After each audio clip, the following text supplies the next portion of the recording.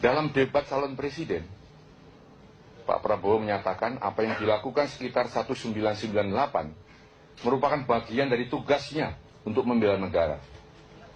Selebihnya, tanyakan saja kepada atasan saya.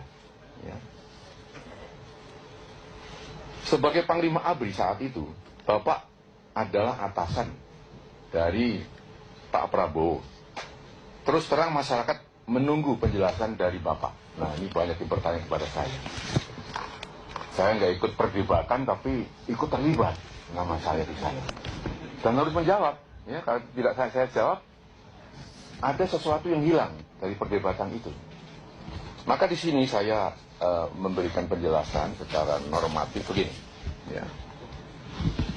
Penculikan itu atau aksi penculikan oleh oknum, ya saya katakan oknum, ya Kopassus Angkatan Darat, itu dilakukan pada medio Desember tahun 1997 sampai dengan Maret 1998. Ya.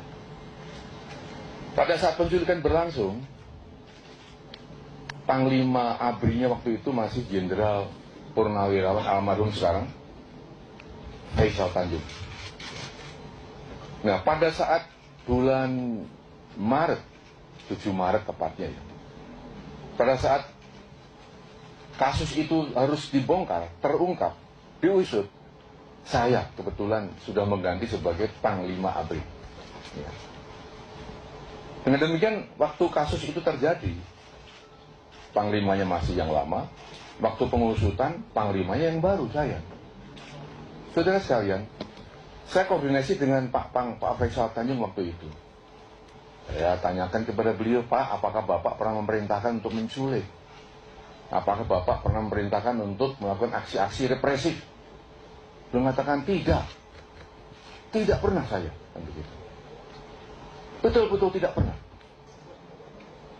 Saya pun mengatakan saya juga tidak pernah. Saya melanjutkan kebijakan ABRI waktu itu menghadapi mahasiswa, aktivis, demonstran dengan cara-cara persuasif, dialogis, komunikatif, bukan dengan cara-cara represif. Cara-cara kekerasan dan represif hanya digunakan apabila terpaksa dan betul-betul atas perintah Panglima. Itu. Ya, dengan demikian maka saudara-saudara sekalian, ya, tidak ada kebijakan dari pimpinan TNI atau pimpinan ABRI yang ekstrim waktu itu untuk memerintahkan melakukan penculikan, tidak ada. Dan pada saat saya dialog dengan Pak Prabowo Subianto saat itu, pada saat saya menanyakan kenapa melakukan hal itu, maka saya yakin bahwa itu dilakukan atas inisiatif sendiri, atas dasar analisis keadaan yang berlaku saat itu. Ya, ini ada di Kompas juga sudah ditulis. Ini sudah saya laporkan juga kepada Pak masyarakat. Jadi bukan hal baru ya. Mungkin bagi wartawan yang waktu itu masih umur 5 tahun ya, sekarang nggak tahu ini. Tapi ini ada ya. Di sana dianggap ini hal yang baru. Ini jelas hasil analisis pribadi, bukan perintah Panglima ABRI, bukan perintah atasan beliau. Ini supaya jelas ya. Kembali tadi ini hanya pembenaran dari apa yang sekarang simpang siur itu. Ya. Mantan Panglima ABRI Wiranto menegaskan mantan Panglima Kostrad Letjen Prabowo Subianto diberhentikan dari jabatannya karena Dewan Kehormatan Perwira atau DKP yang dibentuk tahun 1998 berkesimpulan yang bersangkutan terbukti terlibat dalam kasus penculikan aktivis tahun 1998. Saya tidak ingin terjebak kepada perdebatan istilah. Ya. Saya tidak ingin saling mengotot hanya mempermasalahkan istilah dengan hormat atau tidak dengan hormat, diberhentikan atau dipecat. Saya akan mencoba untuk masuk di wilayah normatif, kausal, normatif sebab akibat.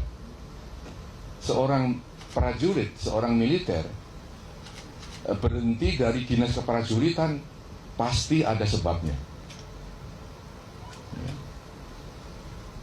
Diberhentikan dengan hormat, sebabnya karena sudah habis masa dinasnya. Karena cacat akibat operasi, sehingga tidak bisa melanjutkan tugas. Karena sakit kronis, sehingga tidak bisa melanjutkan tugasnya. Atau karena atas permintaan sendiri dan diizinkan oleh atasannya, maka dia berhak untuk berhenti dengan hormat. Di sisi lain ada berhenti tidak dengan hormat. Karena apa? Karena melanggar sabta marga, sumpah prajurit, etika keprajuritan, melanggar undang-undang, melanggar hukum yang berlaku di Indonesia. Diberhentikan tidak dengan hormat. Maka tatkala Pak Prabowo Subianto waktu itu sebagai Letnan Jenderal, sebagai Panglima Kostrad, nyata-nyata oleh Dewan Kehormatan Perwira telah dibuktikan bahwa beliau terbukti terlibat dalam kasus penculikan, ya, maka tentu diberhentikannya itu sesuai dengan norma yang berlaku. Dengan demikian maka tidak dengan hormat sudah tidak lagi relevan untuk kita perdebatkan. Ya, karena sudah jelas bahwa sebabnya jelas, berhentinya jelas. Terpulang kepada masyarakat untuk membuat istilah yang bagaimana. Tapi itu yang penting. Jangan terjebak kepada istilah, tapi kita masuk kepada